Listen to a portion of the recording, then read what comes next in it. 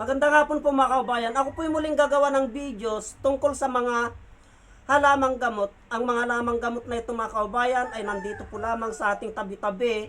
Ngunit ito po ay napakarami pong benepisyo na ating nakukuha mga kababayan. Hindi po natin pinapansin at ito ay natuklasan ko na napakaganda pong tea. Tuwing umaga, mga kaubayan, na siyang unang ipapasok natin sa ating katawan, imbis na kung ano-ano, coffee pa. Itong halamang gamot na ito, bagong lahat mga kaubayan, ay wag po sana ninyong kalimutan na mag-subscribe sa aking YouTube channel at pakipindot na din po ang notification bell para updated po kayo sa lahat ng ipapalabas kong mga videos at pakipalo na din po ang aking FB page Juanito Valera 367 at ang aking official page, Juanito Valera, mga kaubayan. Ang halamang gamot na ito mga kaubayan ay may kakayahan po siyang gumamot ng ubo. May kakayahan po siyang gumamot ng hika. May kakayahan po siyang bumaklas ng plema, yung mga halak-halak. Ngunit ito ay napakaganda pong tea. Gawing tea tuwing umaga. Ang halamang gamot na ito mga kaubayan ay nandyan po lamang sa ating tabi-tabi. Ito po, dahon ng kalamansi,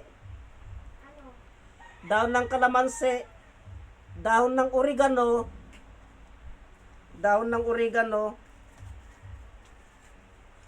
at dahon ng bayabas. Yan po mga kaubayan, dahon ng bayabas, dahon ng kalamansi, at dahon ng oregano. Itong tatlong klaseng halamang gamot na ito mga kaubayan ay may kanya-kanya pong kakayahan na ginagamot. Itong bayabas ay antibiotic po ito mga kaubayan. Itong dahon ng oregano ay para sa ubo po. Mamentol po ito, maaroma po ito mga kaubayan. At itong dahon ng kalamansi ay maaroma po ito, mentol po ito mga kaubayan. Pag pinaghalo-halo mo po ito na pinakuluan, pag pinaghalo-halo mo po ito at pinakuluan na katulad nito mga kaubayan, katulad po nito,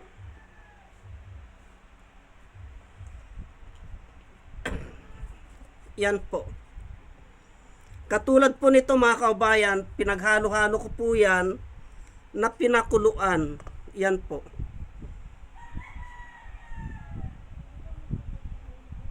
Yan.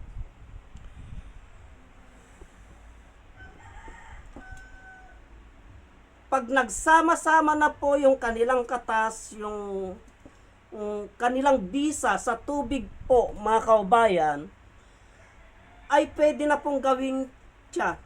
Ganito po. Kasi po, buhat nung natuklasan ko po ito mga kaubayan, ay ito na po ang aking ginagamit tuwing umaga na tsa. Imbis na bibili ako ng kung ano-ano dyan sa tindahan na binibili, na binebenta, ay ito na po. At sinasanay ko na din po ang aking pamilya sa ganito mga kaubayan kasi isa po ito sa nakatulong sa aking karamdaman. Nung ako ay nabrungko po mga kaubayan, nagsuka po ako ng dugo, nagdura po ako ng dugo, at yung mga gamot na aking ipinapasok na galing sa na aking binibili, na reseta ng doktor ay hindi po tumatalab mga kaubayan. Halamang gamot po ang nakapagpagaling po sa akin mga kaubayan. Kaya yung may pinapalabas ko pong mga halamang gamot tungkol sa mga ubo, nagdudura ng dugo, totoo po yun mga kaubayan. Kasi yun po ang ginamit ko. Katulad po nito mga kaubayan. Pang-maintain ko na po ito.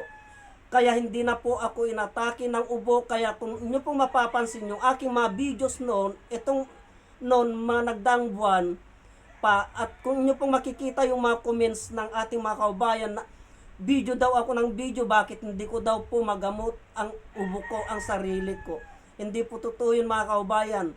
Patuloy ko pong wala po akong pagtukla sa mga halamang gamot kasi po ibinabahagi ko at ginagamit ko po yan sa ating mga kababayan na may karamdaman. Kaya ito po, ibinabahagi ko po itong uri ng halamang gamot na ito, itong bayabas, daon ng kalamansi at oregano ay napakabisa po mga kababayan na pang-maintain sa ubo, hika at halak mga kababayan. At napakaganda po na gawing tea kasi ito na pong ginagawa kong tea tuwing umaga, ganito po. Hindi po nakakalason to mga kababayan.